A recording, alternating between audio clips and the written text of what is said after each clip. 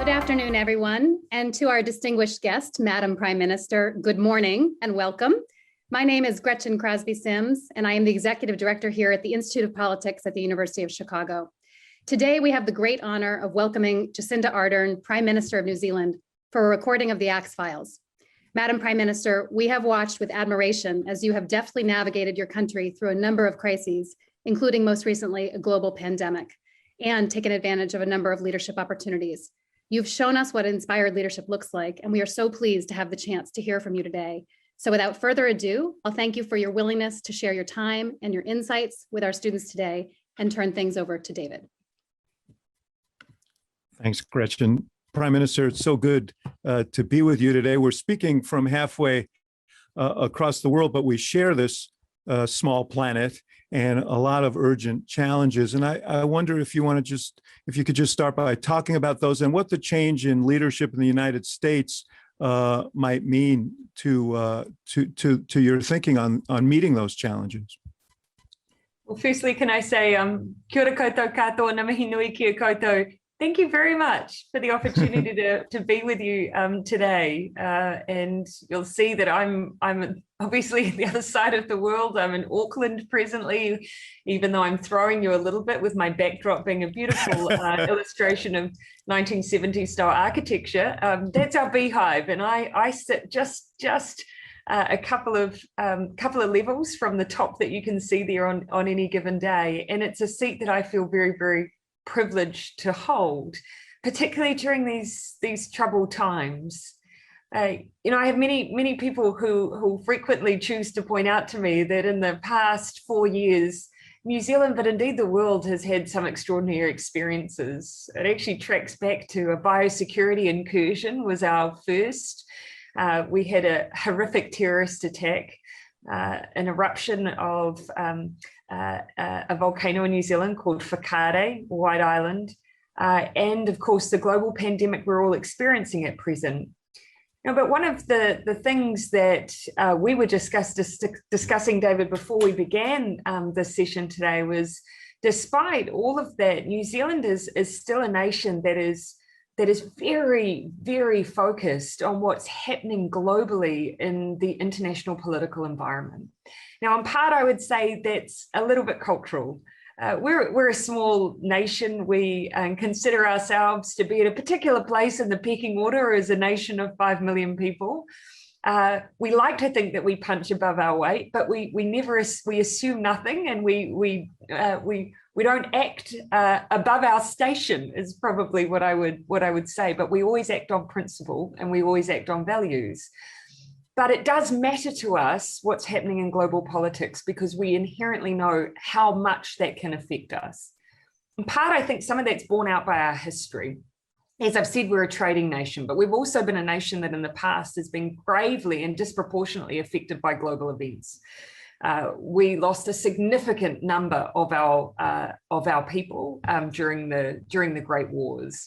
We're a nation that during the 1980s took a very strong stance, for instance, on the issue of nuclear testing, because that nuclear testing was occurring in our backyard. We are very clear that regardless of size, that the way we position ourselves is important, and we call on others, regardless of size, to act in the same way. The change of leadership in the United States for us undeniably has created a change in tone. For issues of global importance, such as climate change, we were incredibly pleased to see that that was one of the first moves that was taken by the Biden administration. One of the reasons that's important to us is that we consider ourselves to be a Pacific nation. And here it's not just a hypothetical for our neighbours, but a reality. They are already seeing the impact of rising sea levels, and their very existence is being threatened. So that meant a lot to us. In terms of geostrategic issues, I think there's probably a bit of time to play out. We never assumed, and it has not yet borne out, that there would necessarily be a difference in the positioning between large world powers. The United States and China's relationship, particularly on trade, continues to be tense. And that's not something we necessarily expected to change, but we are looking for that greater presence in some of those areas and regions. And beyond just a strategic approach when it comes to defense issues, and growing into being engaged in some of the economic architecture in our region as well. So I'd say that we're looking with caution out to the future, but with some optimism as well. You know, you and President Biden are obviously quite different. You're the youngest prime minister in New Zealand in 150 years. He is the oldest president we've ever elected. You're a woman, he's a man. And, you know, those things are obvious. But when I look at your agenda in New Zealand, it's really very much about reversing conservative policies that have been in place for decades and kind of strengthening the social safety net, the social compact as it relates to, for example, child poverty, and as it relates to fair wages and so on. And that is very much the Biden policy here. And I'm wondering whether you see a sort of new frontier for progressivism in this presidency here and in politics generally. I mean, do you think we are turning the page on an era of small government and government sort of absence from some of these issues? Well, I think you're right to point out that these approaches are very much the approaches of progressive government. We have options when we enter into a period of either social or economic crises, as we are now. You know, many refer to it as a 1 in 100 year event. One of our more recent reference points, of course, being the global financial crisis. We all have options as to how we respond in these times. And a conservative agenda would say, perhaps traditionally, although we've seen it a little less so on this occasion, that you preserve your economic and fiscal position, that you pursue austerity measures, that you attempt to keep debt levels as low as possible. And if that means cuts or reductions in services or the entry into more a user pay approach, then so be it. We took a very, very different view. New Zealand's always been, across different parties, has always been relative to other countries, relatively conservative on issues of debt. We hold debt levels of about, we had of about 20% relative to GDP. But of course, with these circumstances we've experienced, we've lifted the lid on that in quite a considerable way over a short period of time. We still are projected to sit under 50% relative to GDP, whereas some countries, the United States, the United Kingdom, are looking closer to 80 to 100%. However, in doing so, our focus has been stimulating the economy, for instance, through welfare payments and transfers. So lifting those on the lowest incomes. And in our minds, that's what we would call two birds with one stone, or what Joseph Stiglitz calls double duty. It helps us overcome child poverty whilst also creating stimulus in the economy. And the same for climate change. Now is the time to invest in infrastructure that enables our transition. The same for services. Now is the time to build the hospital infrastructure, the schools, the classrooms, the training institutions. It creates jobs, it invests in our people, and it resolves some of those long-term challenges. So our response has all been about how do we create that stimulus now, but how do we invest in our people now too? So very different to some of the approaches of old. You know, I know that you have a challenging, interesting relationship with China. The Chinese have made the argument around the world that democracies are spent, that democracies are too lumbering, not agile enough to meet the challenges of this century. And we've seen democracies challenged not just by that argument, but by all kinds of other forces that have buffeted it. And we've seen the rise of nationalist, populist movements and so on. What do you think the state of democracy is, and how do democracies combat these forces and push back that challenge?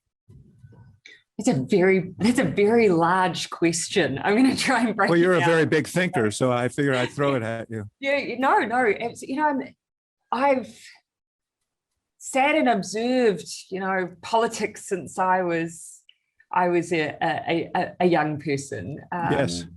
So we'll talk about that. My observation is that people want from their politics, to see their issues being, even if they're not immediately resolved. I think people are rational beings. They don't expect politicians to be miracle workers, but they do expect us to see where the issues are, to acknowledge where they exist, and to do what we can to respond to them. Now, in times of distress and trial, be they economic, be they social, we as politicians have two options. Either we take the leap into being very forthright about those challenges and endeavoring to do something about it, or we can take shortcut measures that are all about the short-term gain. And the short-term gain is very often about taking a route which creates and further entrenches tribalism. So to give you an example, those who would say to the issue of, say, growth and unemployment, a nation that might be struggling with its traditional forms of economic model, where they may have been a manufacturing nation and now suddenly, with globalization, they're losing some of their relative positioning there, and there's job loss that follows. We have an opportunity as politicians to either say, these are the challenges of today that we have to overcome, and we have to create and build new systems that invest in our people, that increase productivity, that grow high wage jobs. That is the hard answer. The easy answer is to say, it is someone else's fault and you should be angry about what's happening to you. And so we either choose the model that is hard, but actually delivers some real solutions for people in the long term, or we choose short-term divisive politics. And across many decades, I've seen time and time again, politicians who would have it within their choice to choose the right road, who choose short-term politics. So I do not see democracy at fault. I see various individuals at different times in party politic who have just chosen to do politics in a particular way within a democracy. And it's up to us to make sure that we really equip our people to look beyond that short-term politicking. It's hard. It's really hard, but that's how I see the world. And maybe harder in a time with social media and the kind of siloization of information. That is a place where demagoguery can really flourish, and divisiveness can grow. Speaking of China, how do you deal with that balance? Because you've signed a new trade pact with China. They're your number one trading partner. They're obviously a behemoth in your region, and yet you very strongly are committed to a set of values, human rights. You've mentioned climate, the rules-based international order. China's been very aggressive in the region militarily and so on. How do you approach this relationship that is so economically important to you, and yet you have so many issues of importance to you, non-economic issues, on which you have deep differences? We approach it with consistency, and that's something that's really important to us. You can search back over a number of years and see that we are nothing if not consistent in our positioning on these issues. Now, our view is that, and I'd say this for any relationship that we have, what we seek is a mature relationship, even when we have that complexity, where, yes, we've had a strong trade relationship with China for a number of years. Our free trade agreement is over 10 years old, and we've recently upgraded that. But in amongst having that trading relationship, we will still speak our mind on human rights issues. We've spoken our mind on the issue of Hong Kong, on the issue of the Uyghur people, and we'll continue to do so. And we do that in in a really consistent way. We'll raise it privately, we'll raise it publicly. Nothing we say publicly will ever be a surprise, because we have a practice of just conveying these things directly as well, because that's in our nature and that's who we are. But we will continue to straddle both of these issues. Yes, there's a trade relationship there, but that will never stop us speaking our mind on issues that are of deep concern to us. I'd say the same about the period of nuclear testing between New Zealand and France. We kept speaking our mind despite it becoming terribly fraught for us for a long period of time. You may have had a few fraught conversations with our own government in the last few years. I'm not sure, but I'm just guessing that there were moments publicly, and we know the public ones privately as well, in which you expressed your views. You know, you mentioned that you've been involved in politics since for a very long time. I'm interested in your story. Your dad was a lifelong police officer. Your mom was an office manager who left that job to raise you and your sister. She was a school cook, and you grew up in a working class community that had many problems and challenges. And I'm wondering how that sort of framed who you are as a leader, what propelled you into this notion of public service and politics.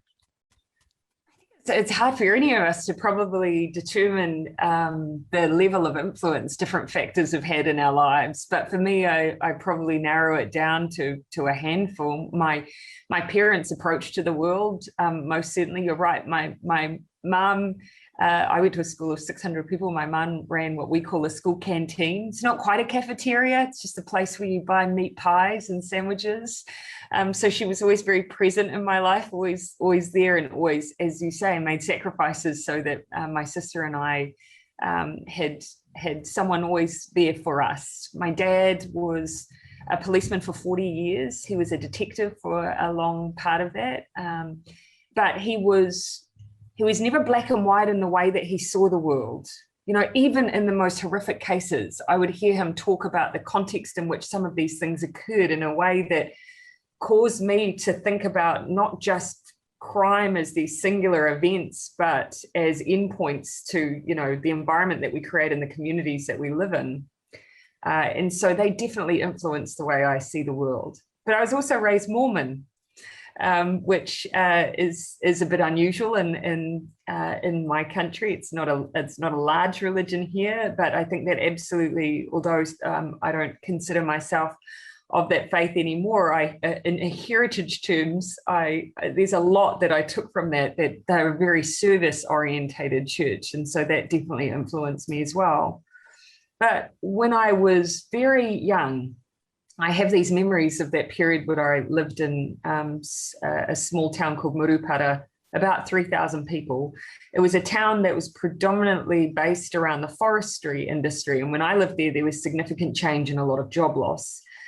And I remember the poverty that existed there, a hugely resilient town, wonderful people, but, heartbreaking poverty. But I was just a child. And so there was nothing about that seemed fair to me, because when you look at the world through the lens of a child, it doesn't make sense why I had shoes and another child didn't, or I had a school lunch and another child didn't. And so I think probably from quite a young age, I was motivated by issues of inequality. It took me a long time to decide that politics was the place to do something about that. So I can assure you I wasn't aspiring to be a politician age 5. Although we should point out that your classmates voted you the most likely to become prime minister when you graduated from what we would call high school. Oh, I have an explanation for that. I mean, the town I was living in at that time was very conservative. That's probably unfair. A conservative town, an agricultural town, predominantly centered around around dairy farming. And I was the liberal progressive kid, the only one anyone knew that belonged to a political party. So I was destined to be labeled the politician. Yeah, and your aunt was involved in labor politics, and she got you involved as a teenager. You worked for a member of parliament as a young person. You went. This is sort of extraordinary. You ended up after graduating from college, brief stay in New York, 6 months in New York, working in a soup kitchen and stuff. You ended up in London working on Tony Blair's staff when he was prime minister. What did you learn there that has been useful to you as prime minister? Well, I should, in fairness, add that the Cabinet Office is a very large place in the UK. So yes, I was in understood. I'm not suggesting you were sitting at his right hand. Oh, but, in New Zealand, because we're so small, people think that. So, I learned one of the most immediate lessons, because here I had come out of New Zealand politics. I'd worked in this building behind me as a 20-something-year-old, where there was close proximity to the politicians you're working for just by virtue of our size.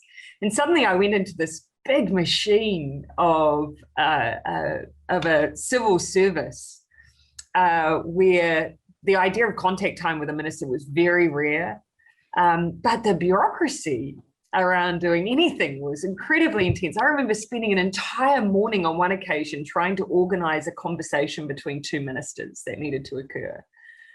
In New Zealand, you would just ask your minister to walk across the hallway and talk to someone.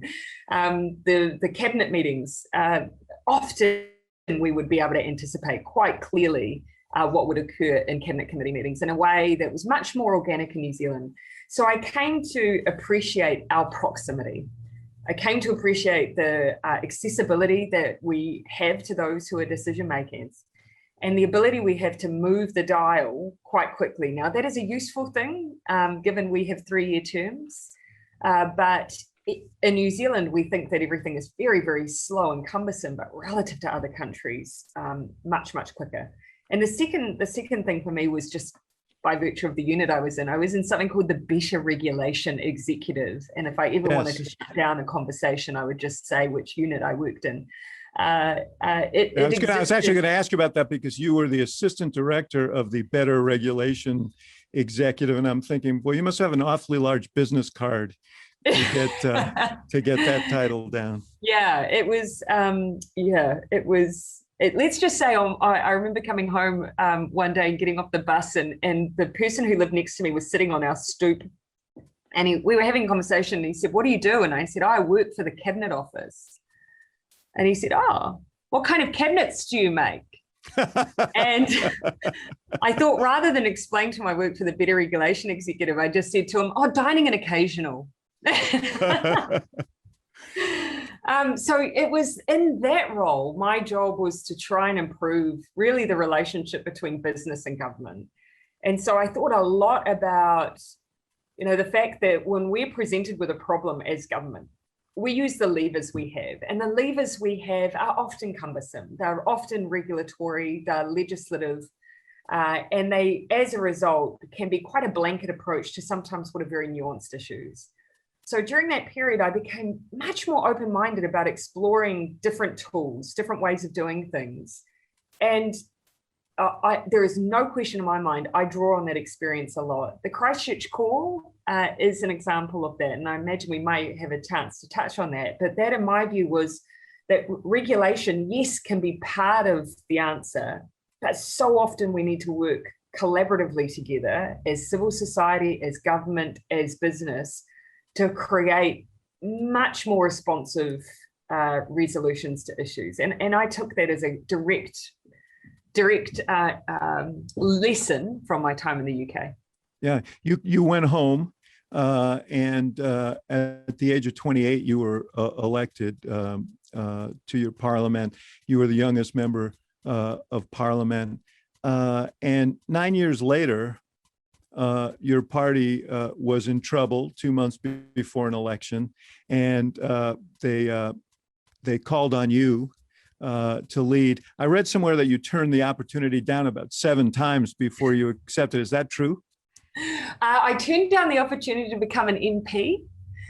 So I was living in London when I got a call from one of my old bosses. He had been a minister that I'd worked for. And he said, "Look, why don't you come home and run for parliament? We need some young people." I said no. And a couple of reasons. One, I was in the middle of my, what we call an OE, my overseas experience. We do it so often in New Zealand, it has an acronym. And the other reason was because I didn't know that I was tough enough for politics. I had it in my head, for good reason, that you have to be quite thick-skinned. You certainly can't be the emotional type. And I didn't know whether or not, having had such close proximity to the place and having seen it in action, whether or not I could do it. So I said no. And it was only after someone convinced me that I could run from London, because New Zealanders who live overseas can vote in our elections, that I could run from London on the party list. We have an MMP style system, that I convinced myself that I could do that. I could contribute in that way without being elected. But then I was elected. So this wasn't when they came to you about when the leader was going to step down, wanted you to take over. You had no reluctance then? Oh, well, and actually on that occasion, the first person who suggested to me that I needed to take over was the existing leader. Yes. His name was Andrew Little. Yes. And he sat me down after we received a poll in late July that suggested, and the election was due in September, that suggested we weren't going to win. And he said to me, I think you need to do it. And I said, absolutely not. Absolutely not. You need to stick it out and I'll be right there with you. But in the end, he resigned anyway. Did you say absolutely not because you thought the party was going to get badly beaten, or did you say no because you were afraid you were going to win? Well, no, I told him he needed to stick it out because I thought we would be punished by voters for changing course so close to an election. I thought that there was a chance that they would say, well, we're 8 weeks out from an election and you've just changed the leader. We're not willing to vote for you. So I thought there was a risk there and that we would be better off having the stability of his leadership, which we'd had over 3 years. So that was part of it. Part of it was also just whether or not I thought that I was right to do it at that time as well. I was loyal as well. So you're 37 years old. You come back spectacularly in those 2 months, a lot because of you, in the sense that there was youth and energy and a new leader. And now I don't know if this expression translates, but now you're the dog that caught the car. You're actually in charge. And what was your sense then when you woke up the next morning? Is a dog that catches a car ever really in charge? Yeah, that's the right phrase. I think the answer is no. But I didn't ask whether you were the dog that caught the car. I asked whether you felt like the dog who caught the car. Do you? Was there a sense of holy smokes, what now? Or was it, this is a great opportunity, I'm ready to go, I have no doubts? Well, I'd say much more the second than the first, in part because, of course, even in constructing your campaign, you're constructing your agenda. You're out spending weeks talking to people about what it is you want to do in that first period of time and across 3 years. And so we had, for instance, an 100-day plan, the things that we wanted to do as soon as we got in.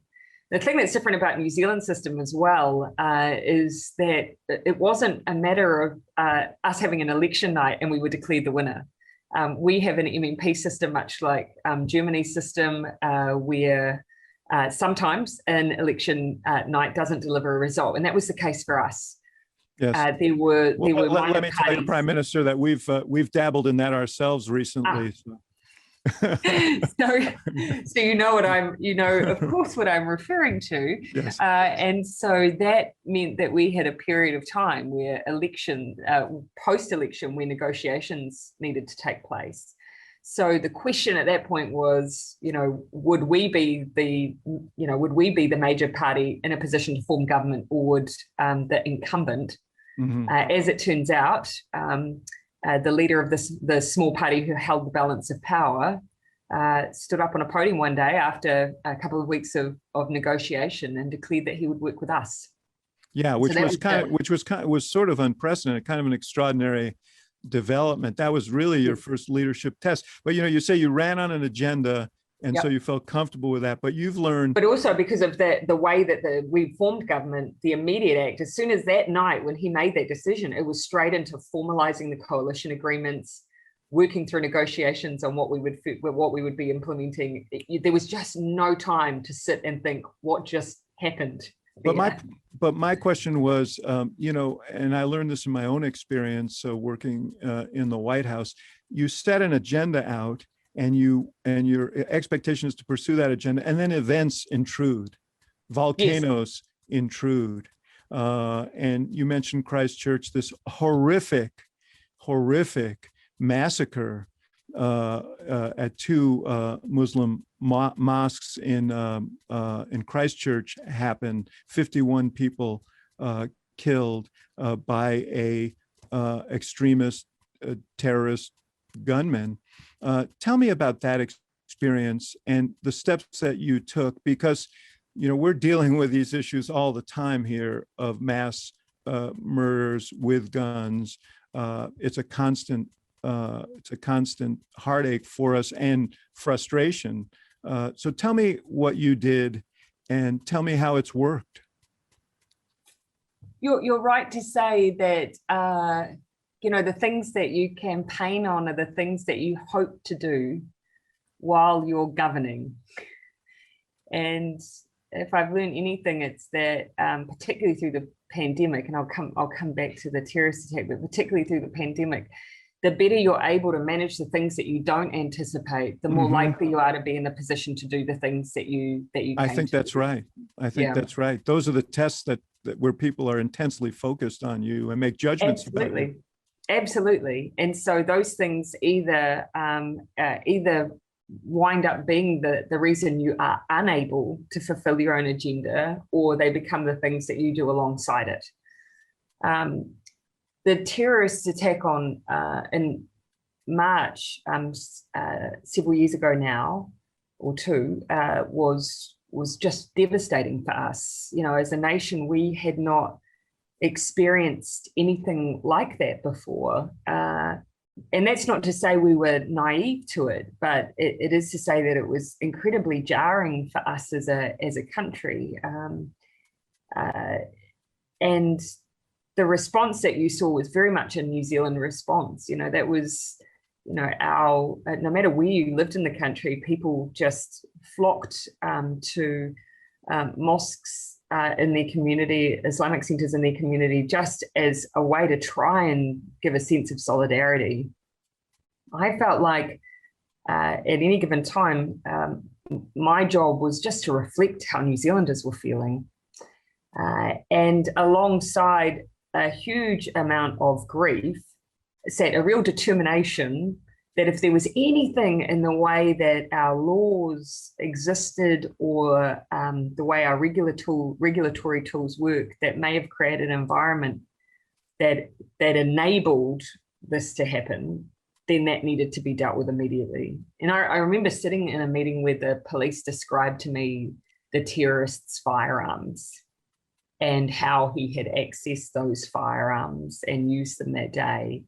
And despite knowing that if I wanted to create any changes, I would need the support of 3 parties, I felt so strongly about needing to change those rules that I just that day went down and said we would. And roughly 10 days later, we did. And you basically banned the sale of semi-automatic weapons in your country. How effective has that been? And what was the reaction? Well, the interesting thing for us is that actually, in terms of effectiveness, it was very difficult for us to gauge how many of these military-style semi-automatic weapons existed in the community, because we license users, we don't register individual weapons. And that's part of the issue we've identified and sought to address. But we wanted to create as much support for this move as we could. And so our view was, look, people have gone out and they've legitimately bought these weapons when it's been legal to do so. We are now banning their use. We essentially need to buy them back. And so that's what we did. We brought in independent assessors to help us create a guide for the different weapons that we were buying. And we set up stations and collection points around the country, and we bought them. And that was our way of trying to create an environment where people saw that we were being fair in the way we were doing what we were doing. And by and large, it had really good support.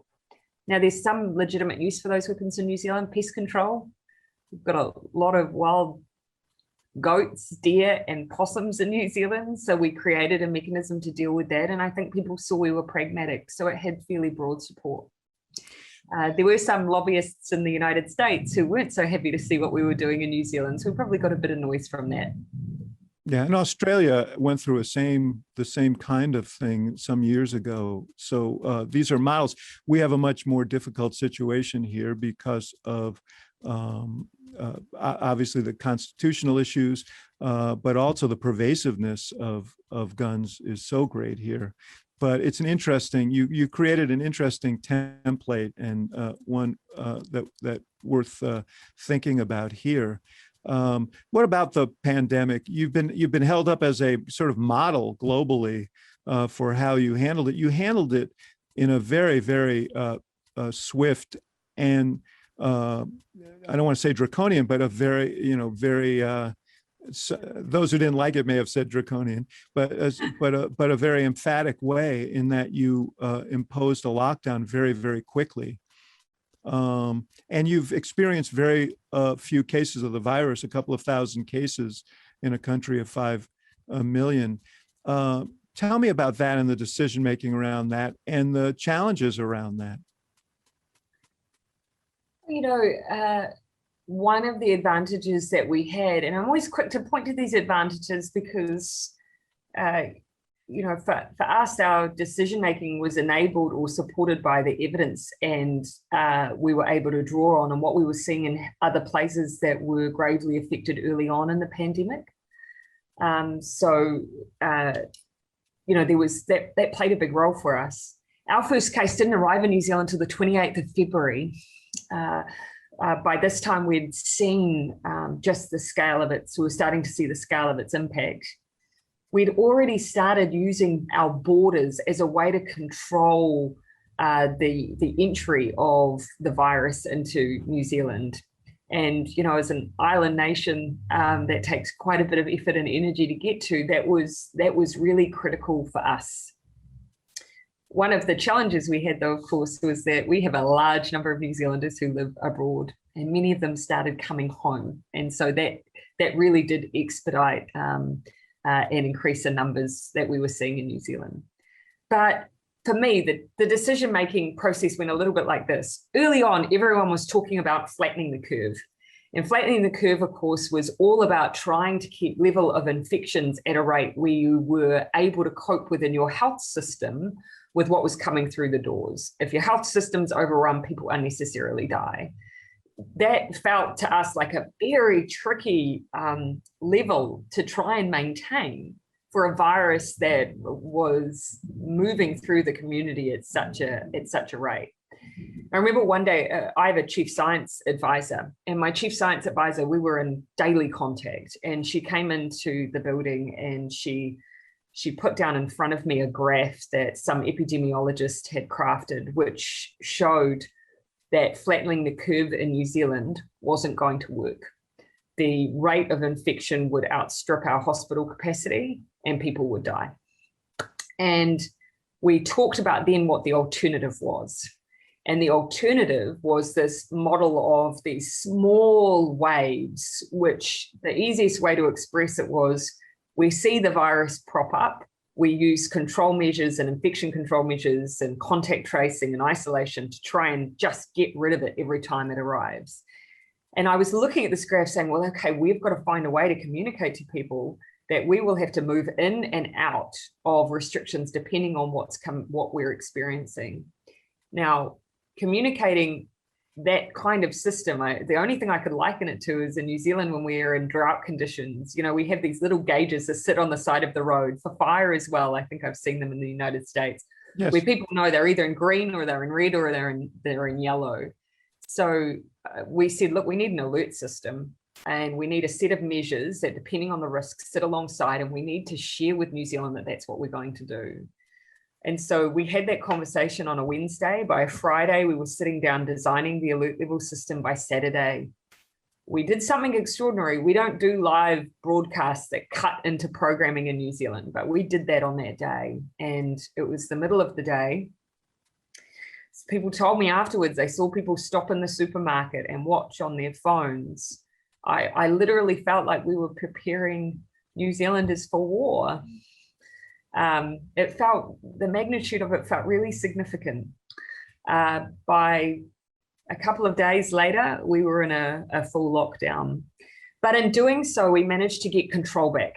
We managed to get control back and develop a system which has meant that we have managed this little, stamp it out strategy, which has enabled us to eliminate COVID-19. So here in New Zealand right now, we're at an alert level that means you can move around freely. We ask you to scan wherever you're going so that we have a list of where you are in case we need to contact trace you. But people are only wearing masks on buses and planes. There's no social distancing. We have large scale gatherings. Life is normal, except you can't fly anywhere without going into quarantine. So that's our existence right now, but it has worked for us and it saved people's lives. Yeah, and it has gotten the attention of the world. And I want to talk about that. You govern a country that is smaller than Cook County, which is where the University of Chicago sits. Unless you, Cook County sounds lovely. Nobody, but the world doesn't know who the president of the Cook County Board is. The whole world knows who the Prime Minister of New Zealand is. This Jacinda Mania I'm sure thing. That's not true. This Jacinda Mania thing is a real thing, and I'm wondering how you process all of that. Everybody knows your partner. Everybody knows you had a child while you were in office. There's just this tremendous fascination with you. And does it feel weird to be in that position? As you're talking about it, I feel very uncomfortable. but in part, that's probably because, again, that's our New Zealand way. We're not very good at taking compliments, or we never like to be put on a pedestal. If I could, it's very hard for me to explain. It makes us feel deeply uncomfortable. We're kind of we're not a country that does hierarchy particularly, and so it's not a big deal when people will see me at the supermarket or out and about normally. So to hear you talk like that is strange for me. But I think Clark and I and Neve, we actually behind the scenes have a very normal life. Behind the scenes, it just so happens that it's a little bit of a struggle for us to spend too much time together, but by and large we still try and be as normal as we can, so that's why it feels odd. Is all that attention, is it helpful or hurtful politically? Do New Zealanders take pride in the fact that their leader is globally known and widely respected, or is it like, hey, she's spending too much time on that stuff, she should be focused on us? Well, I don't think anyone thinks I'm not focused on New Zealand. I haven't been anywhere for 15 months. So I'm right. That helps, right here. That helps. I don't do a lot of international media and things. I try and really, because actually for me, it's very genuine. I'm elected to be the Prime Minister of New Zealand. I'm interested in doing the international work where it does further, some of the issues that we care deeply about, human rights on the world stage, those multilateral institutions, our trade agenda, climate action, where we have a role to play, that's where I'll look to try and play it.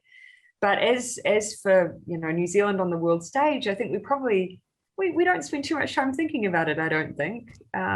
The odd article might crop up here and there, but beyond that, I don't think it really is top or front of our mind. You're not the first woman to serve as Prime Minister. You're the third woman to serve as Prime Minister of New Zealand.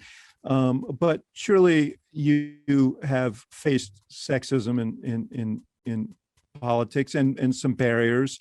And there are probably women who are listening to our conversation today who well, I hope so. Otherwise, there's just 157 blokes on here who aspire to leadership. And what advice do you have for them based on your experience?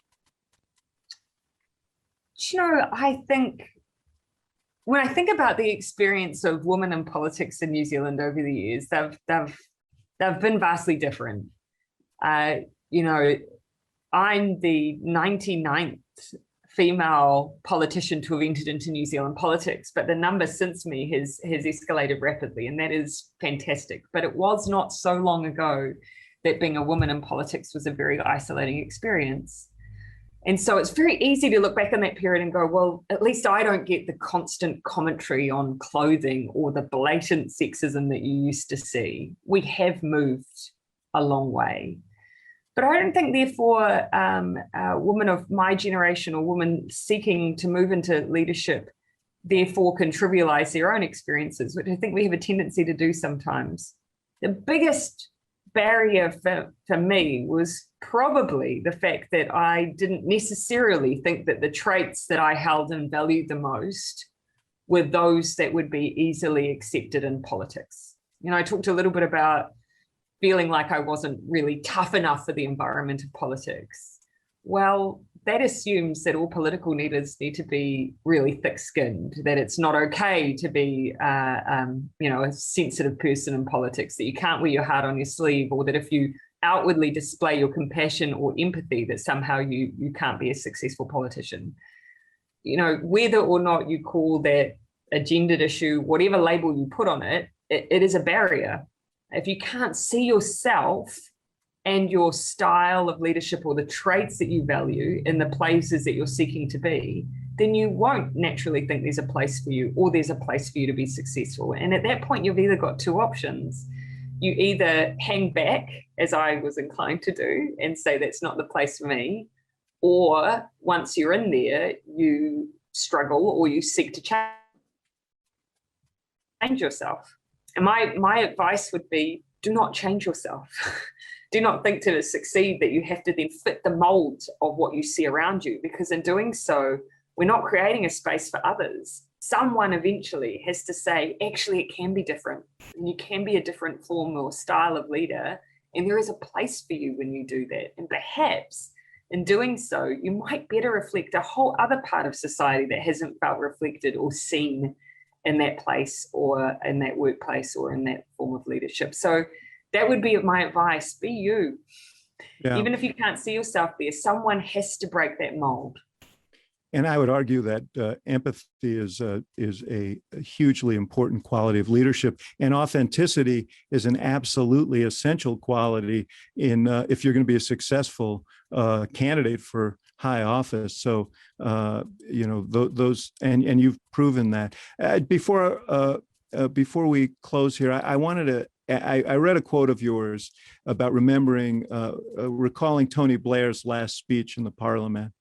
When he was at the end of his leadership, and you said, I still remember that moment. You can have that enormous career in politics, that period, and then suddenly, poof, that's that. It's done, and you're gone. You're so young, but you are at the peak of that moment now.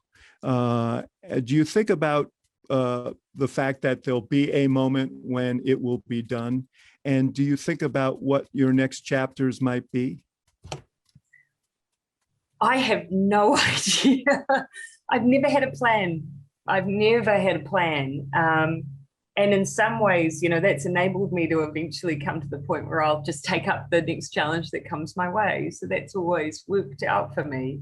And I feel like if I was thinking about doing anything other than what I'm doing now, I wouldn't be focused enough on the here and now, which is where I need to be. So no, I have no idea.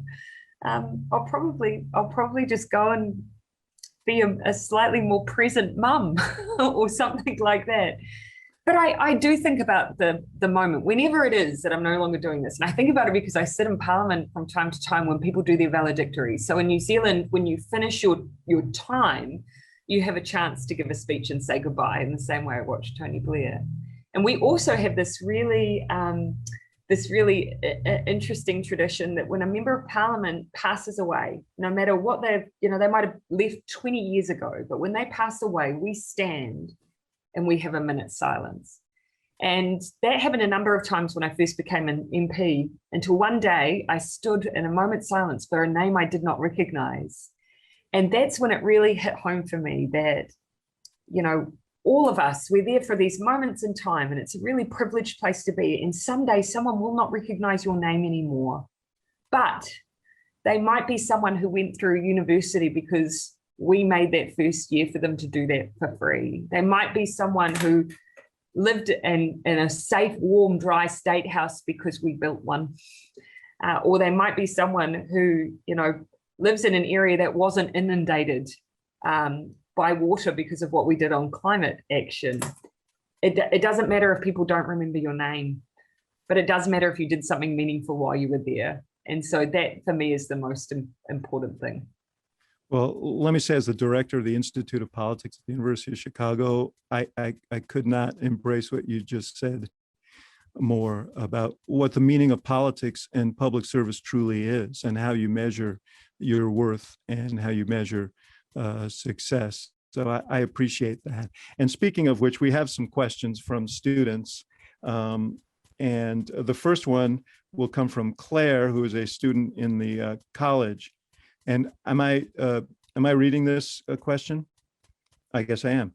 In 2000. Look, there's Claire. Oh, is she here? Oh, Claire, go ahead. Are you here? Yes. Okay, great. Thank you for taking my question.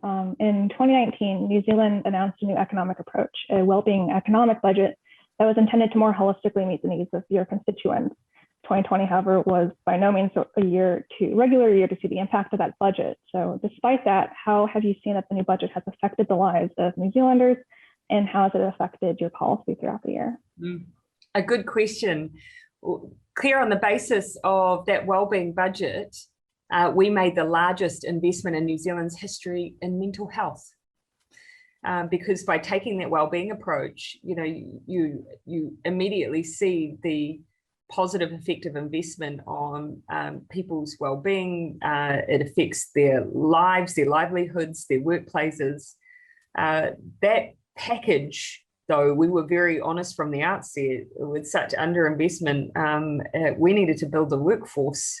So probably one of the things that has been the hardest off the back of the wellbeing budget is just the time it takes for us to then see the positive effects, and how difficult it can be often to measure outcome in some of those areas. So the positive effects, we know now that we're building a primary mental health care system. We've got over 1 million people who are now covered by doctors, where you not only can see your doctor, but you can be brought in and get cognitive behavioral therapy training in the same place. And so that will create a difference, but measuring the impacts of well-being, often much more difficult. But we don't want to default to this idea that GDP is still the only and most important measure in a country's success. So over time, I hope that we will build tools that enable us to demonstrate the impacts of our well-being budgets. Claire, thank you. Burke, another student in the college, please. Yes, Step up. Thank you so much, Prime Minister, for coming.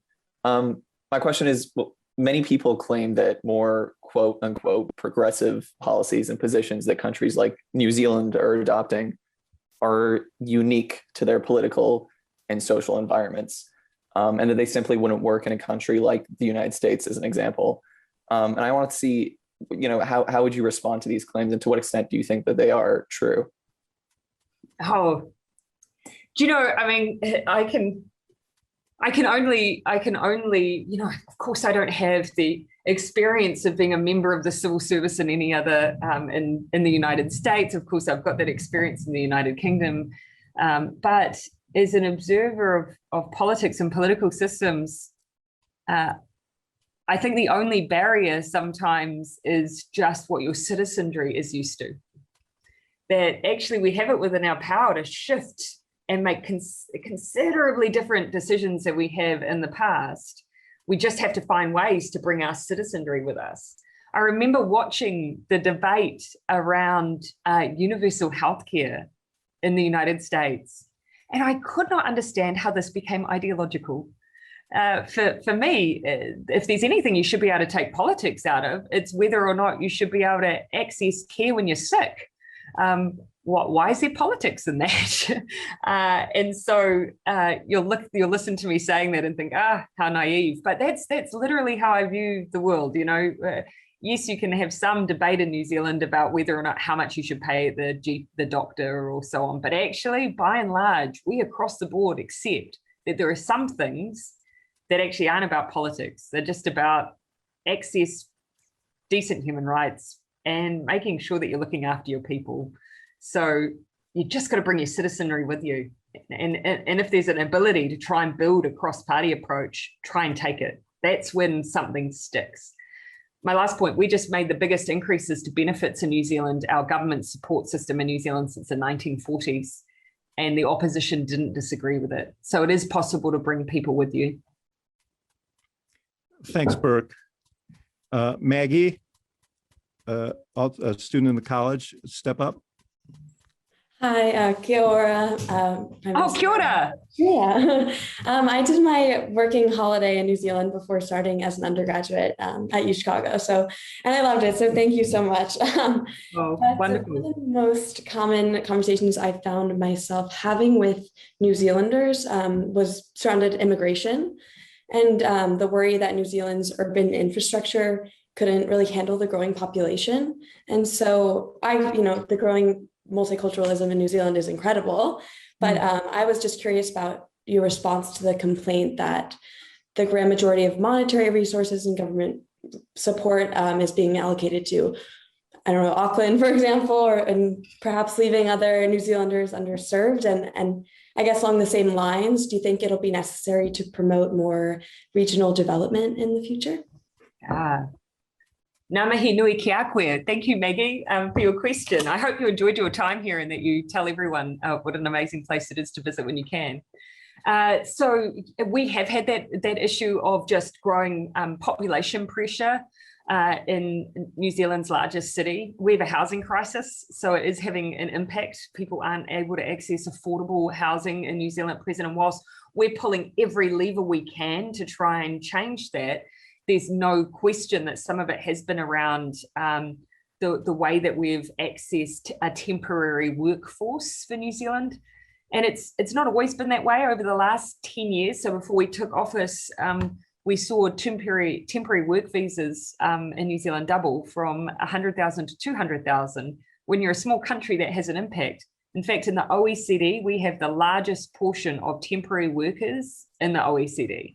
So that's not something people necessarily will know about New Zealand. Now that has an effect on infrastructure, as you say, but also it can have the effect of suppressing wages. It can have the effect of decreasing productivity, using technological tools to change up the way that we do things. So we've been encouraged by the likes of the OECD to think a little bit about the settings that we use and also training and education. Now we're doing that. But I've said to New Zealanders, we need to have a discussion about when our borders open again, whether or not those who are coming to work in New Zealand are having a good experience, whether they're getting decent wages and a decent place to live, or whether or not we need to do things differently. So that's a debate that we're having right now. Thanks, Maggie. John, who is a fellow countryman, Prime Minister, has a question for you that's related. Yeah, kia ora, Ms. Ardern. My name is John. I graduated from college. And yeah, I'm now at Chicago Booth. And yeah, I just want to first ask you, I want to first just say thank you for this talk. And second, I wanted to also mention that I also come from a conservative and agricultural town in New Zealand, being Gisborne. Which one? Gisborne, which I know you have some connection to. So I love Gisborne. At least you had the sea.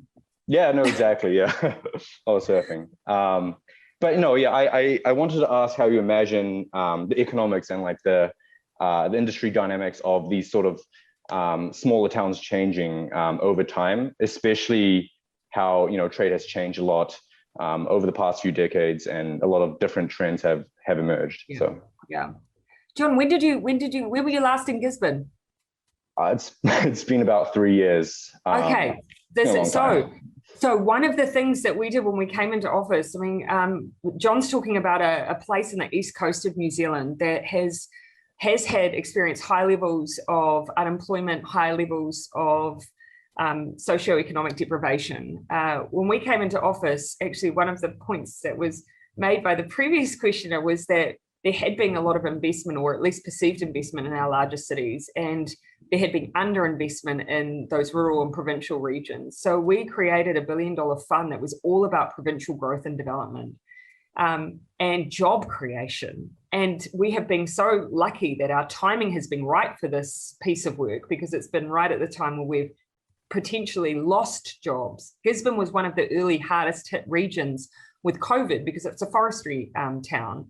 And so when China was unable to take our exports for a period just because of their COVID response, we immediately went in to try and redeploy people into alternative work. The provincial growth investment has meant, for instance, there's one of the surf clubs, John, in Gisborne, Midway, is being rebuilt.